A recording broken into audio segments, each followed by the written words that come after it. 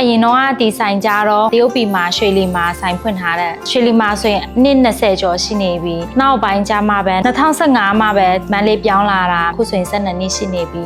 ဆိုင်နာမည်က Romantic Taipei ဆိုင်မှာဆိုတပ်ပုံရိုက်လို့ရရတယ်မိတ်ကပ်ပြင်လို့ရရတယ်ဝတ်စုံငါလို့ရရတယ်ပြီး accessory အကုန်လုံးအပီးစီးရှိရမိတ်ကပ်ပတ်သက်တဲ့ပိုင်းဆိုအပြင်ကပွဲရောရိုးမိတ်ကပ်ရောအကုန်လုံးအပီးစီးမိတ်ကပ်တင်နန်းတွေလည်းရှိတယ်တပုံနဲ့ပတ်သက်တဲ့ဟာဆို wedding ပိုင်းမိသားစု solo ကိုဝင်ဆောင်ကလေးပုံအကုန်လုံးအပီးစီးရှိပါတယ်အဝတ်စုံတွေကြတော့ထောင်ချီတော့ရှိတယ် wedding ဝတ်စုံရိုးရာဝတ်စုံကလေးဝတ်စုံမိသားစုဝတ်စုံအကုန်လုံးအပီးစီးအသစ်ရဲ့အဟောင်းရဲ့အကုန်လုံးရှိပါတယ်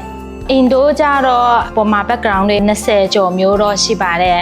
အဲ့ဒါနဲ့ပတ်သက်တဲ့ဟာအင်ဂျင်နဲ့လိုက်တဲ့ဟာနဲ့ထည့်ပေးလိုက်တယ်အောက်တိုးဆိုကြတော့သူကမန္တလေးမြို့တွေနဲ့ရိုက်လို့ရတယ်ပြင်ဦးလွင်ကလောတောင်ကြီးကမ်းခြေအကုန်လုံးလိုက်ရိုက်ပေးတယ်ဈေးနှုန်းတွေကြတော့ solo package ဆိုရင်အနည်းဆုံး3သိန်းကျော်ကနေစရှိရ3သိန်းကျော်ကနေ6သိန်းကျော်10သိန်းကျော်ရှိတယ်မိသားစုဆိုရင်3သိန်းကျော်3သိန်းကျော်ကနေ10သိန်းကျော်ရှိတယ် wedding package ဆိုအမျိုးစုံရှိရ3သိန်းကျော်5သိန်းကျော်10သိန်းကျော်အဲ့ဟာကြတော့သွားတဲ့နေရာပေါ်မူတည်ဈေးနှုန်းမတူဘူးပေါ့ဖွင့်ချိန်ကြတော့မနက်9:00နာရီကနေညနေ6:00နာရီဆိုင်လိပ်စာကြတော့38လမ်းခွန်ရှိကြမှာရှိပါတယ်ရှင်တပုံရချင်တာဆိုမိသားစုဖြစ်ဖြစ်အလားပုံဖြစ်ဖြစ်ကလေးပုံဖြစ်ဖြစ်ကိုဝင်ဆောင်ဖြစ်ဖြစ် wedding ပုံဖြစ်ဖြစ်အကုန်လုံးဒါရချင်တယ်ဆိုရင် Romantic Taipei ဖိတ်ခေါ်အပ်ပါတယ်ရှင်